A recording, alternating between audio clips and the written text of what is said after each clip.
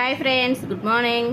ఈరోజు మా ఇంట్లో టిఫిన్ వచ్చేసి వేడివేడిగా చపాతీలు ఇంకా కోడిగుడ్ల పులుసు అండి. ఇది నైట్ చేశాను అనమాట. చికెన్ కూడా ఈ రెండు నైట్ చేశాను.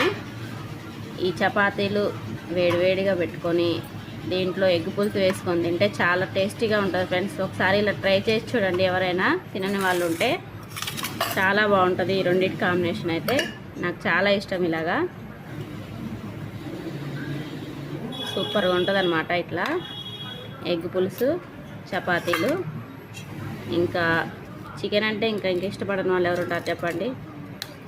చికెన్ అయితే ఇంకా ఇష్టపడతారు ఇంకా పిల్లలైతే. ఈరోజు మా ఇంట్లో టిఫిన్ వచ్చేసి చపాతీలు, ఎగ్ పులుసు, చికెన్.